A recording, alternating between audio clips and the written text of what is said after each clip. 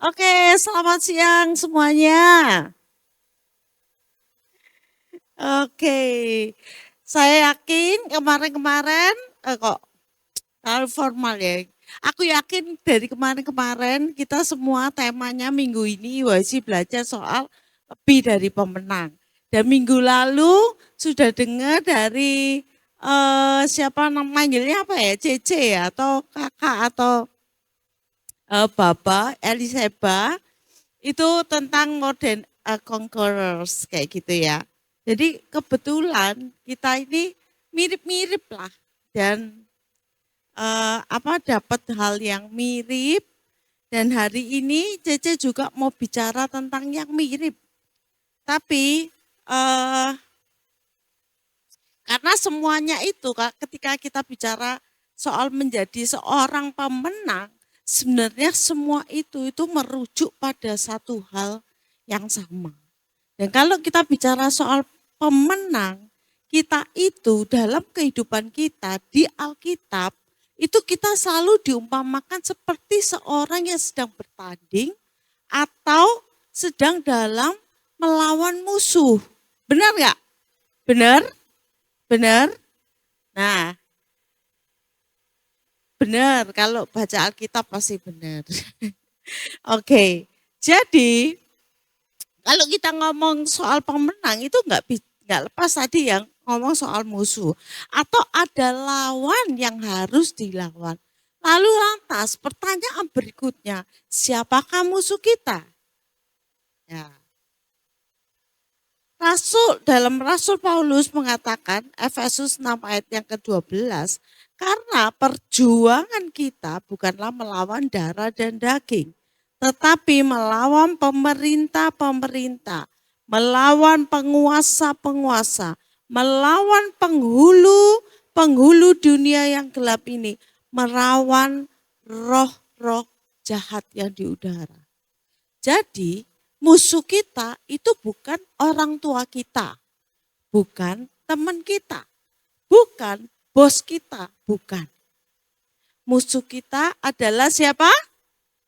Musuh kita adalah siapa? Iblis. Oke? Kok bisa ngomong kayak begitu? Betul, karena semua Alkitab bicara, setiap dari kita dilahirkan itu untuk melakukan perbuatan yang baik. Jadi pada dasarnya kita semua adalah baik. Tapi ketika manusia jatuh dalam dosa, ketika itulah dosa itu merusak manusia. Gitu. Nah, tapi kita nggak akan bicara ke arah sana. Oke, jadi apa yang dilakukan iblis? Dari zaman Adam dan Hawa, iblis tuh cuman punya satu strategi. Yaitu apa? Ingat di mana Hawa itu diapakan oleh iblis sehingga dia mau memakan buah yang baik dan yang jahat. Apa? Diapain? Hah? Dibohongi, diperdaya. Ya kan? Tuhan bicara sama mereka bahwa, hey Adam dan Hawa, semua yang ada di sini boleh kamu makan. Tapi kecuali buah yang satu itu gak boleh kamu makan. Sudah jelas. Ada rule. Ya kan? Ada aturan, ada perkataan firman yang bermaksud baik untuk menjaga.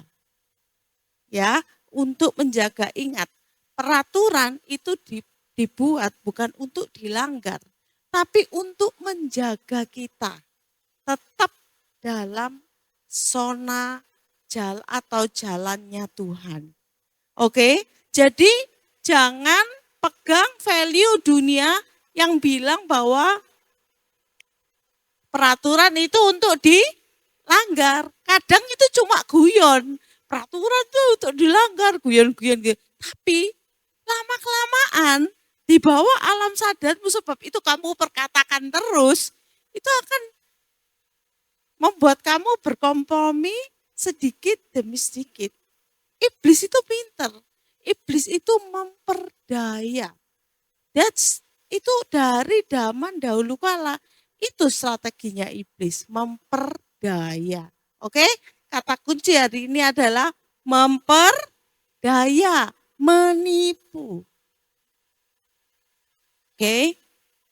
Contoh, banyak hal di dunia ini kalau kalian mau memperhatikan. The lies versus the truth.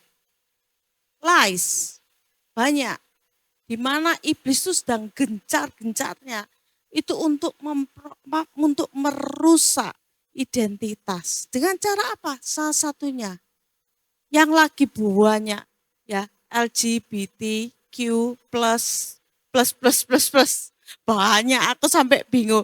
Apalagi nih keluarnya, plusnya tambah lama, tambah plus. Kalau aku baca ada yang namanya queer, terus apa, panseksual, aseksual, biner, whatever, kayak gitu. Banyak sekali. Kayak mereka tuh mulai mengelompokkan kita menjadi satu persatu dan mengkamuflasekan, kayak menggeser value firman Tuhan.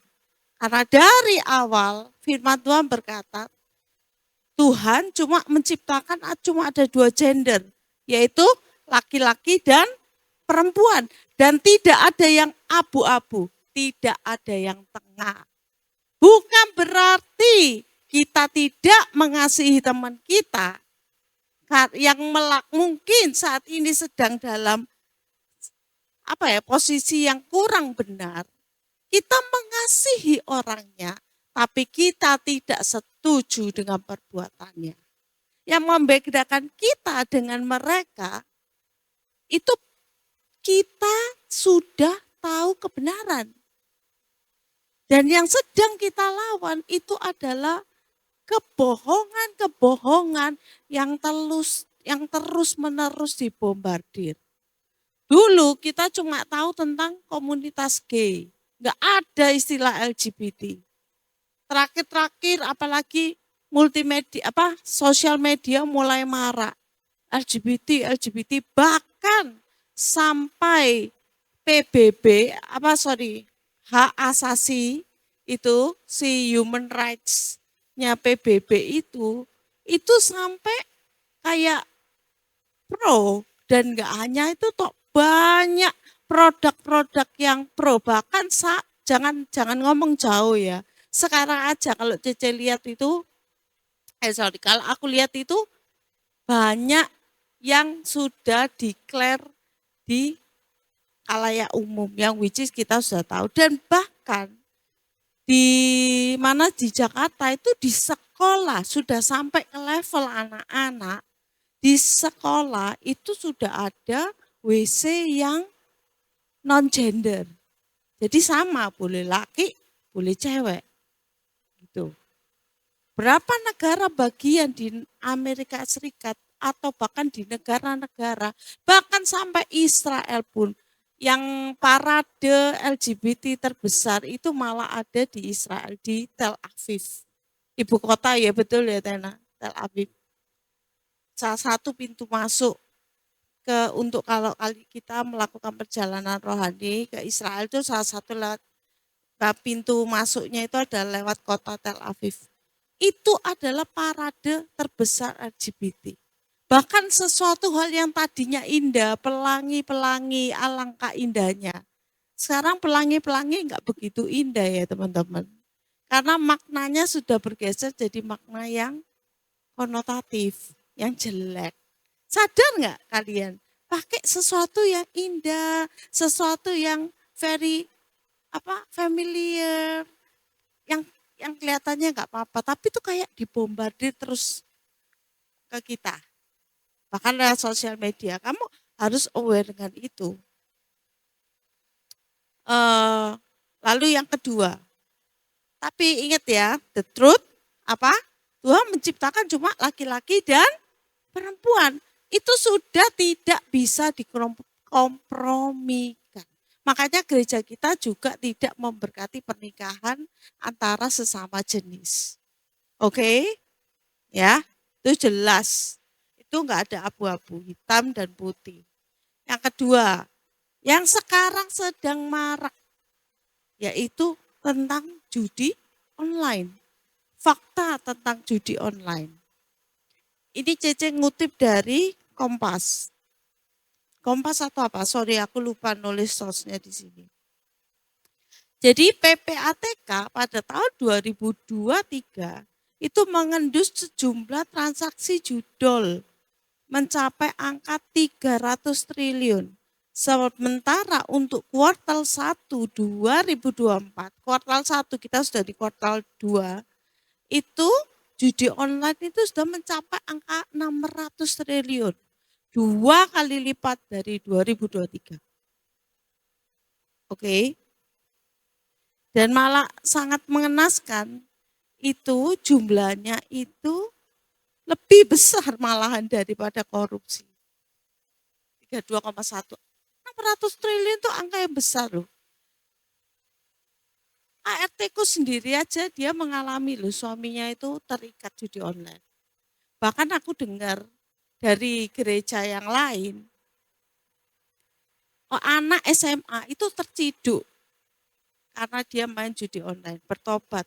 Kalau kamu sekarang, kita Cece mungkin Tena enggak tahu, dalam HP-mu kamu install apa. Tapi kalau hari ini kamu masih belum terciduk sama polisi, kamu bersyukur Tuhan masih kasih karunia buat kamu.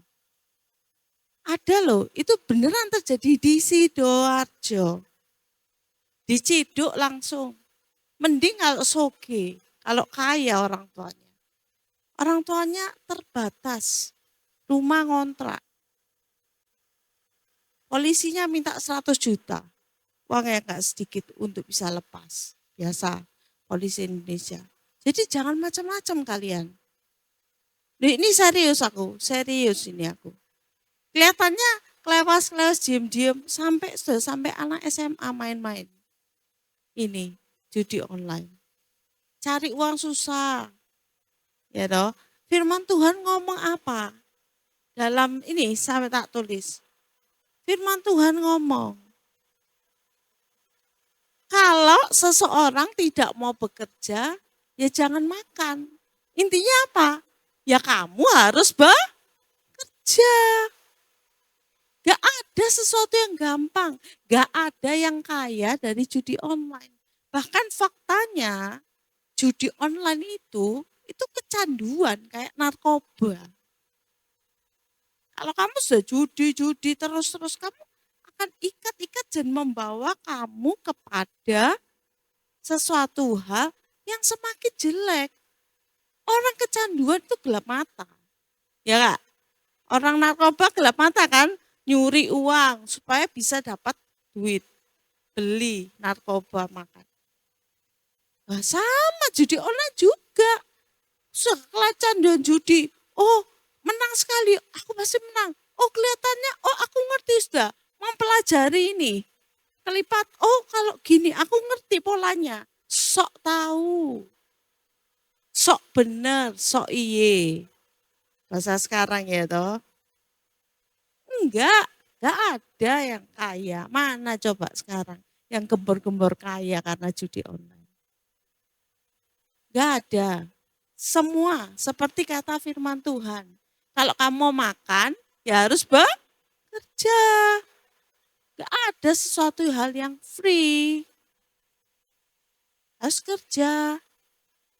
Kedua, akar segala kejahatan adalah cinta uang.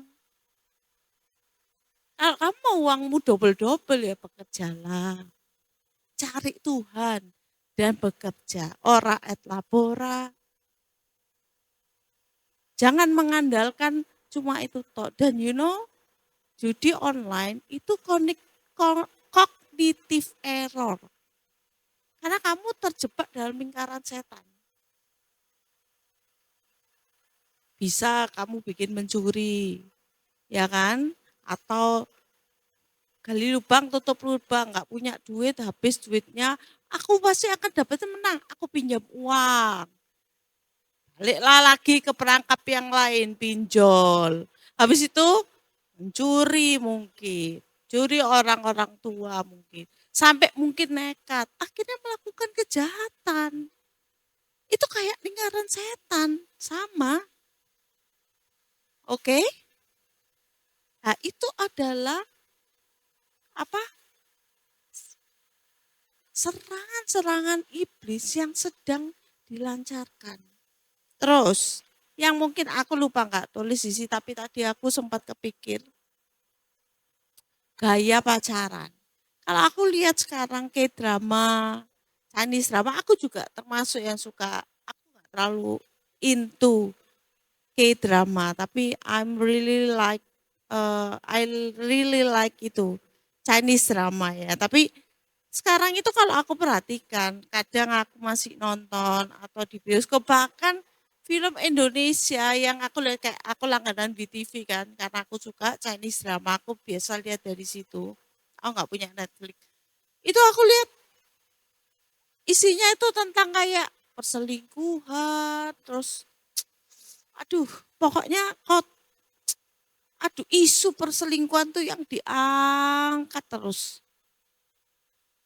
You know, itu akan masuk ke bawah alam sadarmu. Banyak film dibombardir kayak sinetron yang ceritanya tentang berselingkuh A, berselingkuh B, terus kalau aku lihat di ini itu juga banyak. Terus quote-quote ada beberapa mungkin kalau aku lihat di story aku pasti ngomong hati-hati ini nggak sesuai sama firman Tuhan. Aku pasti akan chat, aku pastikan aku akan ngechat langsung begitu aku lihat story-nya, nge-quote sesuatu yang nggak benar atau fitnya aku pasti akan jabri ngomong hati-hati ini nggak benar karena bla bla bla bla gitu. Ya I'm so sorry kayaknya aku kayak mama-mama cerewet ya, tapi itu yang sedang terjadi. Psikologi, kalau karena aku belajar psikologi itu tentang sekarang yang lagi banyak di ini kan itu adalah kekuatan manusia. Mulai menggeser tentang kebergantungan manusia kepada Tuhan. Tapi lebih kepada human empowerment. Bahwa kita itu punya kekuatan. Kalau kita itu mau begini, kalau kita tuh punya positive thinking, lala. Hati-hati teman-teman. Karena Allah itu adalah Allah yang berdaulat, firman Tuhan bilang. Sia-sialah orang yang bangun pagi-pagi, kata firman Tuhan, kalau Tuhan gak berkehendak. Kehelai rambut kita jatuh pun ini. Jangan sampai. Banyak. Kalian harus hati-hati. That's why, gimana terus caranya kita to resist the lies, kebohongan demi kebohongan itu, Rasul Paulus dalam Efesus 6 ayat 10 sampai 11. Yuk kita baca sama-sama. Kita 6, 10, 11, baca Efesus 6 ayat 10, 11, lalu loncat ayat 14 ya. Akhirnya hendaklah kamu kuat di dalam Tuhan, di dalam kekuatan kuasanya. Kenakanlah seluruh perlengkapan senjata Allah supaya kamu dapat melawan tipu muslihat iblis. Jadi berdirilah tegap, berikat pinggang kebenaran dan berbaju sirahkan keadilan. Cece mau fokus di sini ya, nggak ke yang lain. Karena aku percaya Jenny minggu depan juga akan membahas yang lain. Dan kemarin Kak Elisabeth juga udah membahas beberapa. Jadi aku mau fokus tentang berdiri tegap. Berdiri tegap itu bicara soal postur. Berdiri tegap. Gak bungkuk, gak duduk, gak kayak nonton TV males-malesan kayak bersandar di kursi malas. Berdiri tegap. Aku suka sering bungkuk. Aku kadang kalau ingat aku sering ngingetin diriku sendiri. Postur tegap berdiri. Itu ngomong soal kekuatan rohani. Untuk melawan itu kita harus kuat secara rohani. Gak bisa kita pakai kekuatan pikiran seperti yang digadang-gadangkan para filsuf, psikologi, atau motivator-motivator terkenal. Kita harus kuat secara rohani. Yang pertama. Yang kedua, berikat pinggang kebenaran. Kalau kamu lihat, aku lupa, aku tadi itu sebenarnya sudah download foto ikat pinggang Romawi zaman dulu supaya kalian punya itu, tapi aku unfortunately aku lupa untuk attach ke dalam PPT ku. Jadi ikat pinggang zaman dulu itu terbuat dari kulit dan logam yang berat, tebal dan berat, dan bagian pelindungnya itu ada sesuatu yang menggantung di bagian depannya. Terus fungsinya sabuk ini ketokannya kok kelihatannya kok cuma sabuk. Tapi sabuk ini penting karena zaman dahulu sabuk itu juga merupakan simbol dalam tentara Romawi. Itu merupakan simbolnya mereka. Mungkin kalau sekarang itu badge ya, kalau TNI itu jabatan atau simbolnya mereka sebagai tentara Romawi. Terus sabuk itu juga dipakai untuk apa? Naruh apa biasanya? Senjata. Waktu itu belum ada tembak, ya kan? Dipakai buat apa? Di perlengkapan senjata alam, makanya ditulis apa ada? Pedang, ya kan? Ditaruh di pedangnya. Terus pedang yang model panjang, mungkin yang yang kayak pisau itu taruh di bagian pinggangnya sini. Dan ngomong tentang pedang itu, ikat pinggang itu menjadi ikat pinggang kebenaran. Itu menjadi tempat menaruh senjata rohani. Pedang roh yang menghubungkan kebenaran dan firman. Yohanes 8 ayat 31 sampai 32 berbicara ngomong soal jikalau kamu tetap dalam firman-Ku, kamu benar-benar adalah murid-Ku dan kamu akan mengetahui kebenaran dan kebenaran itu akan memerdekakan kamu. Yohanes 17 ayat 17 ngomong juga soal kuduskanlah mereka dalam kebenaran. Firman-Mu adalah kebenaran. Jadi kebenaran itu adalah firman, kebenaran adalah firman Tuhan. Firman Tuhan. Kenapa kok mesti kebenaran? Kebenaran tuh lumayan penting, sangat penting. Makanya ditulis di nomor 2 setelah sikap tubuh, postur. Ya kan, berikat pinggang kebenaran. Karena apa? The truth will set us free. Jikalau kamu tetap dalam firman-Ku, kamu benar-benar adalah murid-Ku, kamu akan mengetahui kebenaran. Dan kebenaran itu memerdekakan kamu. Kalau hari ini kamu belum merdeka, kamu masih kecanduan, apapun itu, mungkin kamu punya pola pikir yang keliru. Kamu butuh tahu kebenaran, firman Tuhan. Karena firman Tuhan itu yang akan memerdekakan. Membebaskan kita dari pola pikir yang salah dan yang penting bisa membuat kita membedakan mana yang baik dan mana yang benar. Mana yang benar dan mana yang salah. Penting, itu penting banget. Karena ya itu tadi, lies. Untuk menangkis semua lies itu. Jadi pas kamu mau posting foto, biasa kan cari quote of the day, Pinterest. Cari quote. Daripada cari quote, kenapa? nggak taruh firman Tuhan di dalam bawah fotomu itu. Dan bandingkan quote belum tentu benar. Firman Tuhan pasti benar. Dan ketika kamu naruh itu di feedmu, satu waktu ketika kamu sedang lemah, kamu ngelihat Instagrammu, kamu akan dikuatkan oleh firman Tuhan itu. Percaya. Aku juga sering seperti itu.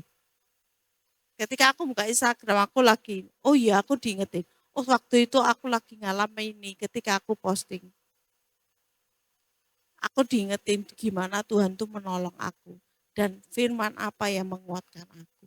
Atau tulis, itu ketika kita bicara, kita sedang ngomong kebenaran, itu akan terus masuk dan mengasah pola pikir kita. Sehingga ketika kita melihat sesuatu, mendengar sesuatu, kita akan tahu mana yang benar dan mana yang salah. Dan hari-hari ini kemampuan untuk membedakan benar dan salah itu sangat diperlukan. Termasuk untuk kamu bisa memilih teman yang baik, teman yang benar, teman yang mendukung kamu, dan teman yang membawa kamu ke dalam pergaulan yang salah. Kelihatannya dia wow, oke, keren, punya teman yang banyak.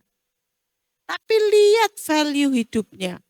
Apa value hidupnya itu membangun? Apakah value hidupnya itu sesuai dengan firman Allah? Itu yang harus jadi pertanyaan kita. Kita harus kritis. Benar apa enggak? Yang kedua, mempersiapkan kita untuk kedatangan Tuhan. Lukas 12 ayat 33 sampai 36. 12 ayat 35 sampai 36. Hendaklah pinggangmu berikat pinggang tinggi dan pelita-pelitamu menyala. Dan hendaklah kamu sama seperti orang yang menanti-nantikan Tuanmu apabila ia pulang dari pesta perkawinan. Sehingga jika ia datang dan mengetuk pintu, segera dibukakan pintu baginya.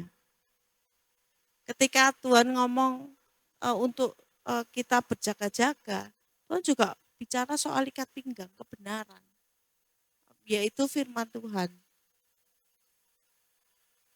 Itu penting. Jadi usia itu nggak ada yang tahu, it's real.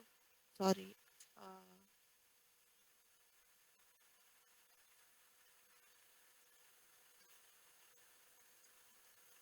Itu real. Loh teman, jangan kan ngomong kebenaran bukan sampai kedatangan Tuhan. Umur siapa yang tahu? Aku bersyukur mamaku dipanggil Tuhan, itu dalam keadaan mamaku sudah tahu firman. Mamaku berjuang sampai akhir, juga mamaku dipanggil Tuhan, itu juga dalam Tuhan. Mendadak sekali mamaku. Aku bersyukur, satu hal yang aku syukuri, yang bisa aku syukuri. Walaupun berat, tapi Tuhan jelas ngomong sama aku. Bersyukurlah, mamamu itu pulang. Aku panggil itu dalam keadaan yang baik. Di dalam Tuhan. Ngomong baik bukan caranya dipanggil Tuhan karena caranya itu kedaulatan Tuhan. Tapi bagaimana kehidupanmu di dalam Tuhan. Kamu pulang, keluar, terjadi apa? Ya nggak tahu. Nggak doain, amit-amit. Tapi itu fakta. Fakta. Jadi firman Tuhan dan kebenaran itu penting. Yang ketiga, kebenaran menuntun kita pada jalan yang aman. Satu waktu ketika Tuhan Yesus mau, Thomas tanya sama Tuhan Yesus, Tuhan kalau Tuhan mau pergi Tuhan kami tidak tahu kemana engkau pergi dan bagaimana kami tahu jalan ke situ. Terus Yesus menjawab, Akulah jalan kebenaran dan hidup. Tidak ada seorang pun yang datang kepada Bapa kalau tidak melalui aku.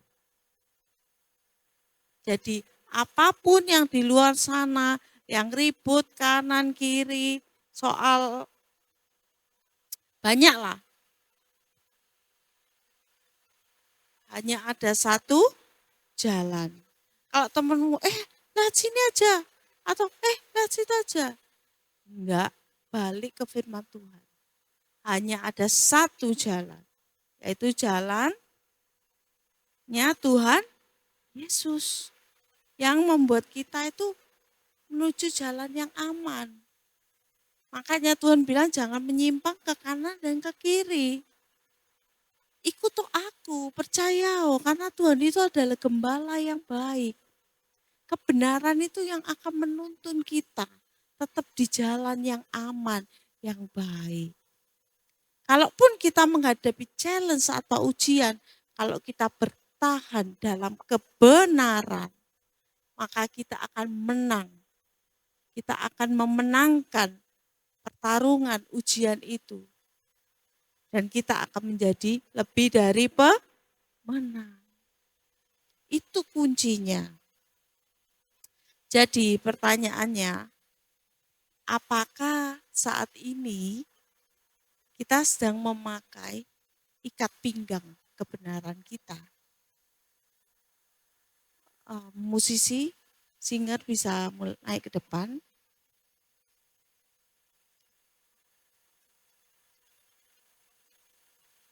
Kalian bisa jawab sendiri masing-masing dalam hati kalian. Tuhan Yesus juga pernah ngomong sama Yeremia. Tuhan juga menggunakan satu ilustrasi, yaitu ikat pinggang. Lagi-lagi ikat pinggang kebenaran.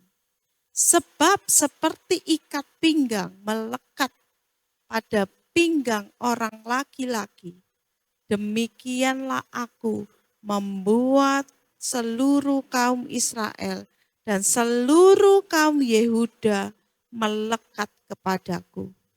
Firman Tuhan. Supaya mereka menjadi umat yang ternama, yang terpuji, dan yang terhormat. Tetapi mereka tidak mau mendengarkan the sad things soal bangsa Israel. Tapi firman Tuhan jelas ngomong di sini. Kenapa kok Tuhan itu mau pakai analogi ikat pinggang? Karena Tuhan ngomong bahwa ikat pinggang seperti Yehuda. Kita adalah Yehuda, Israel rohani. Tuhan pengen kita punya relationship yang dekat sama Tuhan. Melekat sama Tuhan. Supaya apa? Tuhan bilang, supaya umatku menjadi umat yang ternama, terpuji, dan terhormat. Bukan yang sukses. Karena ukuran kesuksesan setiap orang itu beda. Tapi Tuhan janjikan, kalau engkau melekat, kalau kebenaran itu melekat di dalam hidupmu, maka engkau umat Tuhan, umat Allah, itu akan menjadi ternama, terpuji, dan terhormat. Amin. Ada amin? Amin. Ayo kita semua bangkit berdiri.